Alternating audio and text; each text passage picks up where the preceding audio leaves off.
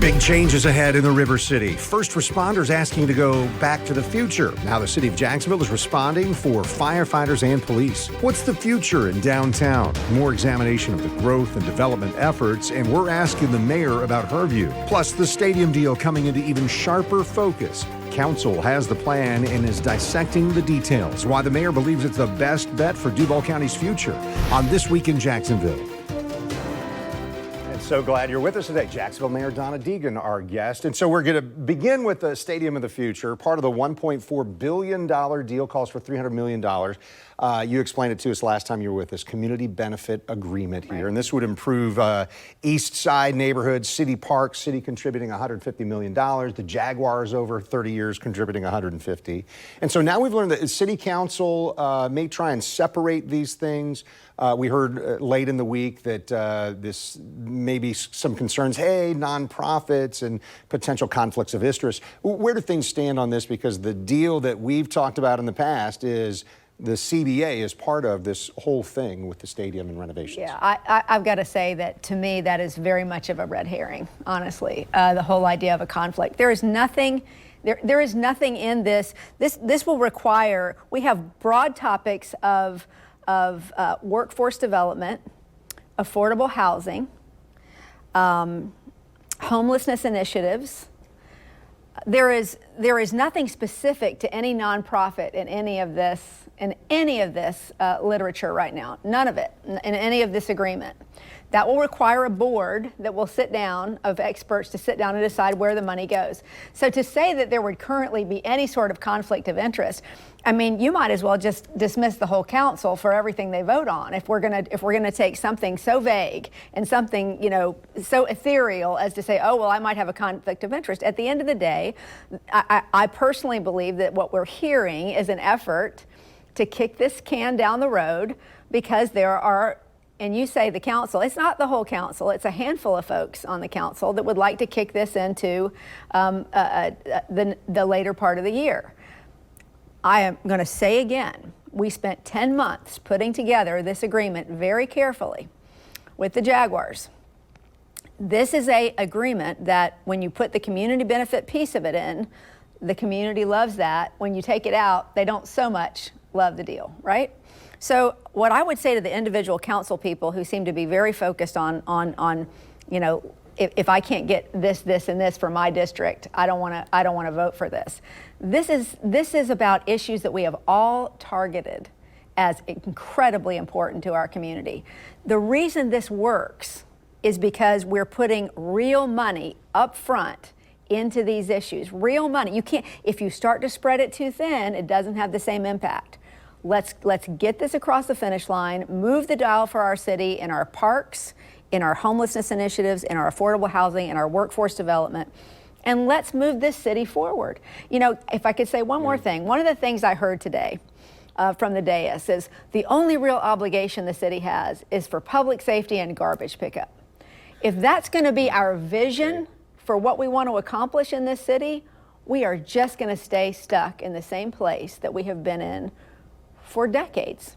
If we are going to move and truly move, we have got to put our money where our mouth is and invest in some of these initiatives that will move us forward. And I truly believe that this agreement that we spent 10 months putting together is the way to do that. And I sincerely hope council will vote on it all at once. Regardless, I'm very confident it's going to get across the finish line. Mayor, it doesn't matter what the policy is or the project or whatever. Often when it comes to city council or anybody who's going to look at it, hey, I want to know exactly where dollars will go. And so this week we heard City Council President Ron Salem say, hey, I want to see the mayor's specific budget on this before we move forward. Is that something that's available? Well, this is where I'm a little confused because I keep hearing we want to see the mayor's budget before we vote on this. None of these items are in this fiscal year's budget. This year's budget is going to have nothing to do with these items that we're talking about. These are items for the next fiscal year. So I'm not sure why we're even having that discussion beyond the fact that I think that there are certain people that would like to kill this altogether. And I think to do that would be to ignore what really makes this an agreement that works for our entire city and moves our entire city forward. What is your expectation? The city council has said, Council President Salem has said, hey, it looks like we're going to be able to vote on Tuesday, the 25th of June. So less than 2 weeks, fewer than 2 weeks. Yes, we were able to get the legislation in on time so that we could get that vote done on Tuesday, the 25th. We're excited to be able to do that. Look, I'm excited about passing this stadium, and I think it's pretty clear, given that there's very few questions about the stadium itself, that that's a very popular part of this agreement. I think the stadium, frankly, is going to be fine, and I'm grateful for that. We need this new stadium because we want to keep our NFL team, and I think it's great for downtown development and all those things. If we want to do something for the rest of our community and bring everybody up, that's what the community benefit agreement is for. Yeah, and I think some of that development and downtown and everything we'll talk about in a little while after a commercial. But if we shift topics for just a moment while we're still here. If you live here, you know Duval County has a consolidated city-county government. But that means that the city governs all the county. That means lots of first responders. Well, so right. just looking at this, Jacksonville Fire Rescue, about 1,800 personnel. The Sheriff's Office, about 2,300 people on staff here. And that fluctuates a little bit. But Mayor, when you were running for office, you said, hey, we're gonna look hard at the contracts for police and fire unions. And so here we are. Yeah. Where do things stand there? Last time we talked about this, it seemed like the negotiations were early enough. You said, hey, I'm not going to negotiate here on TV. We're going to let the process play out. Yeah, we're very, very, well, obviously we've reached tentative agreement with the firefighters union.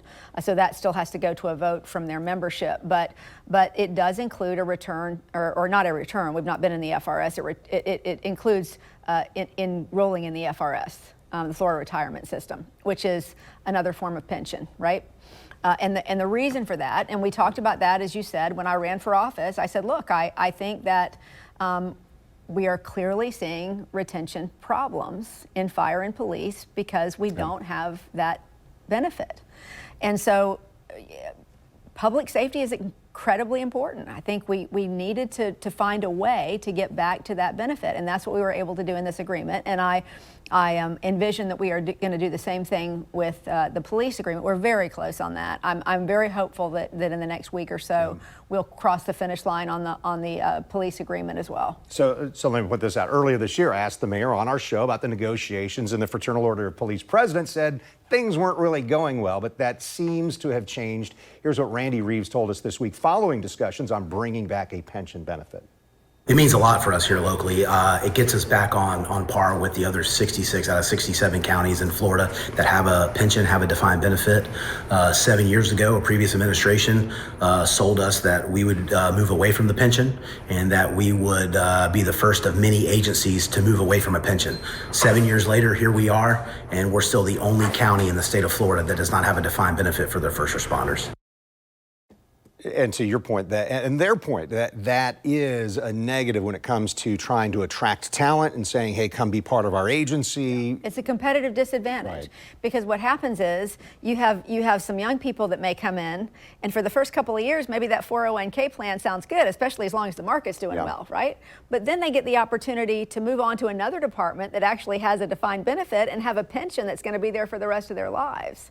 You know, and I think that it's what happens is you're seeing people leave, or it's hard to recruit them, one of those two things, because they can get that defined benefit, as he said, in just about every other place in the state beyond Jacksonville. It may have been the thought by that administration that we were going to be seeing things move more in that direction. That hasn't happened, and so for competitive reasons, I think it was really important. Yeah. So we're asking the mayor to stay with us our entire show today. So stay with us as well, because downtown development, what's happening in that rail yard district, and Women Veterans Week, those are some of the topics on the agenda ahead on This Week in Jacksonville.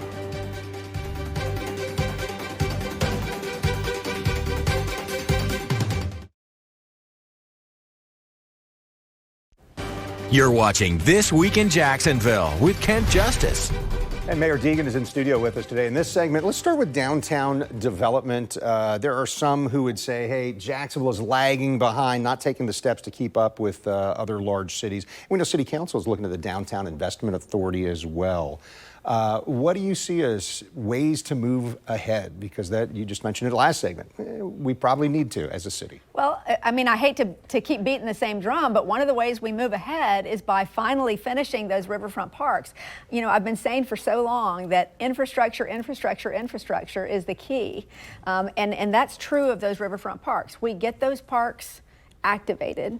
We get the infrastructure done, get them activated, and that's going to draw in a lot more folks who are interested in developing downtown, living downtown, having entertainment venues downtown. That is one of the things in that community benefit agreement that moves that process forward pretty dramatically in a way that will get them done quickly. So I think that's a key. But also we have to look at, until that point, we have to look at what can we do to create a scenario where the companies that we want to get in here to build and to make sure that we are developing the way we want to can get in here and do that. And I think that's what DIA has done. But this council committee, I know, is looking at various stages of autonomy for the DIA, things like that. Look, it's a process. I think it's a worthwhile process to look at. What we've heard from most of our folks in the development community is that this works pretty well. This form of DIA works pretty well, and that they just want to make sure that we're moving things along. And I think there's always ways to remove friction. One of those ways is with the permitting process. That's another way in which we move things forward. We rolled out the new permitting process for residential. We're getting ready to roll it out for commercial, and that's going to make a big difference because it already has in the residential real estate market. So those are not really sexy things, but they're things that I really think at the end of the day going to really help. Yeah, and that's what you're looking for. Everyone's looking for, hey, whatever it looks like, we want it to be effective. We want it to be helpful. So you were there this week, city's rail yard district, so 4.5 miles area located just west of downtown. It's off I-95, I-10. So Mayor, you joined some business leaders this week who were saying, hey, we want to raise money for improvements in the district. Your view, is this an overlooked area of the city of Jacksonville that has potential you'd like to see realized? The word that I like to use is disinvested. Disinvested. And it was actually brought out today as we heard the discussions about the community benefit agreement and why isn't more going to other areas of the city. It was pointed out, I believe, by Councilman Carlucci, and I may be wrong, and I apologize to whatever council person brought that up, if Councilman Matt Carlucci, if I got that wrong, but that in the Better Jacksonville plan, the people who got the very least amount of that money was at the east side. So they may be getting more than other areas because they have been disinvested. The rail yard district is another one of those areas of our city that you have so much business there. You have so much potential, that word again, right there. But you have to have some investment there in order to make it go. And I love the fact that business leaders in that area have really taken that to heart and gotten together and created this partnership, which has really gone extraordinarily well. And they're really transforming that area. And I think once you get the Emerald Trail connected to that and downtown connected to that, that's going to be just an amazing place in our community to be. And we've talked about Emerald Trail and the Department of Transportation pouring in money in a grant there. And this is really a bipartisan thing. So many people are saying this will make a big difference. Just less than a year ago was the first time I've been to that glass factory. Yeah. And when we were covering it on the news, many of us in the newsroom started talking about that as a venue. Obviously, that's just one example of what can happen there in that rail yard district. Yeah, absolutely. There is so much going on there. But I really applaud those folks that started that business partnership because you know. What we know is that the people with the loudest voices who are doing the most to organize are usually the ones that get what they want. And I really give them a lot of credit. And they've raised a lot of money already. So bravo to them. It's a good start. Yeah. Let me switch topics for you. Northeast Florida Women Veterans. It's a local organization, and they've held an annual Women Veterans Recognition Week for 10 years now. Is city engaged in this, something that is supportive of that effort to recognize what women veterans bring to our community? Absolutely. I think that, we have a large women's veterans population, 14,000, I believe, in Jacksonville. And it's really an honor to be able to single them out and say, we appreciate your service, because, you know, it is so often when you think of veterans, and you know, you understandably think of men, and we are so grateful for our men. At the end of the day, though, there have been a lot of women who have dedicated their service to our country, and we just wanted to show them some gratitude, and I know they really appreciated it. We've done a good job in Jacksonville, I think, of trying to wrap services around women's veterans, but we need to do better. We need to make sure that, you know, educationally, in the ways they get, you know, all of those services they need, employment, all of that thing, all of those focuses that we bring to our veteran community. I think we need to make sure we're not forgetting about our female veterans, and I think that was the effort of that, and really enjoyed that. That was a wonderful. Yeah, a wonderful day. And a great time just to, as you say, shine the spotlight on those who served and the incredible connection that they can make in our community to take it forward. Small businesses, getting involved in the civilian workforce, all of those things. So Mayor Deegan is going to stay with us, and when we come back, we're going to talk about a huge success in one of her passion projects, an update on River City Readers. That's next on This Week in Jacksonville.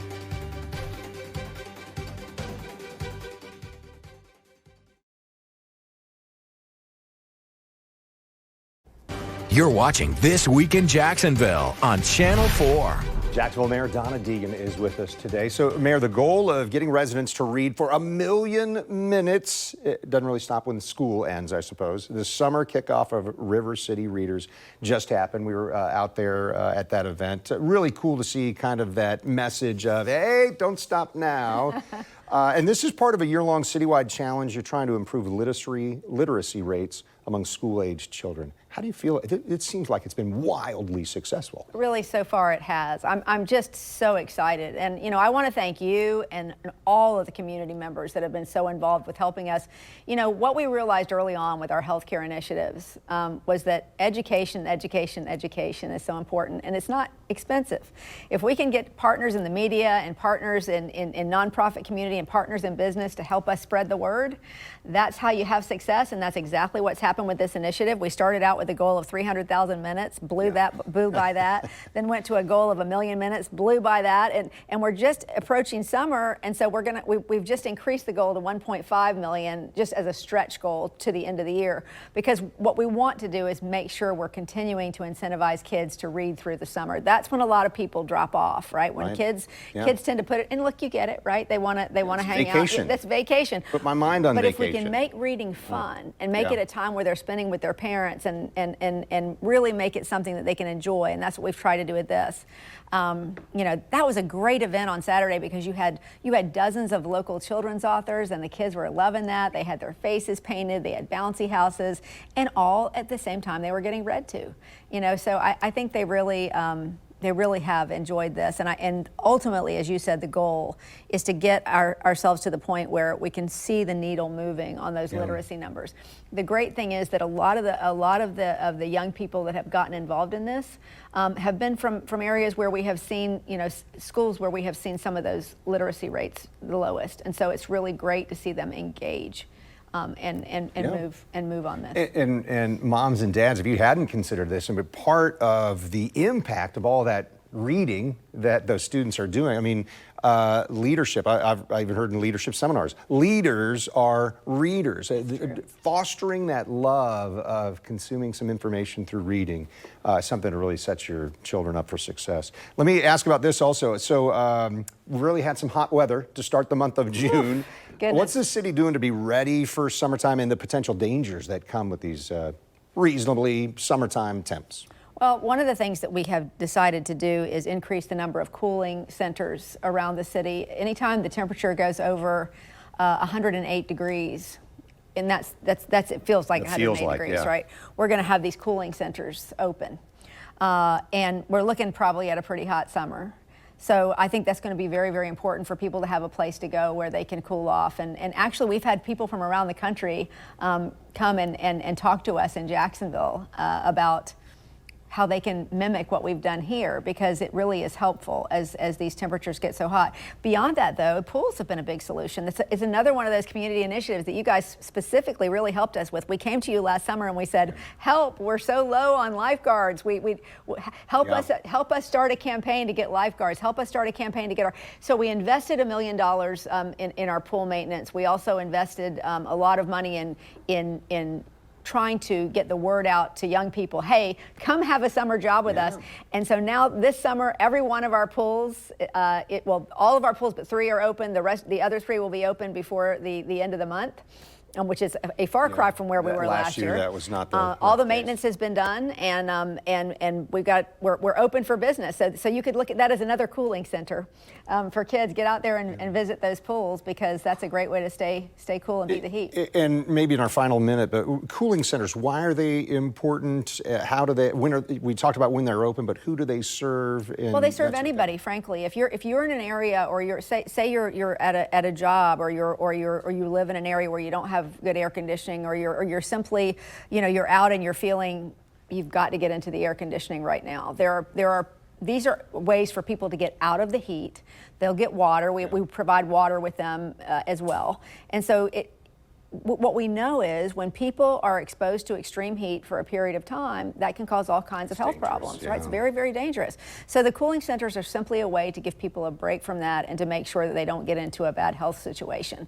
And I think, frankly, you're going to start seeing that around the country as we continue to deal with temperatures that are climbing. Yeah. And probably kind of fun that some of those around the country are saying, hey, Jacksonville, tell us what we can do better. We like to be leaders here in Jacksonville. We do. Mayor Donna Deegan, thanks for the time today. Thank you so much. Always. So This Week in Jacksonville, we air each Sunday morning at this time. I'm Kent Justice. I thank you for watching on air. You'll find us on Channel 4 and the CW17. Also online at news4jax.com and streaming on News4Jax Plus. And check out the weekly podcast we've got, This Week in Jacksonville Business Edition. This week's episode looks at women veterans and expands on the week of recognition that the mayor and I just talked about. You can find new episodes every Thursday at 9 a.m. You'll find it right now on News4Jax Plus under the channel This Week in Jacksonville.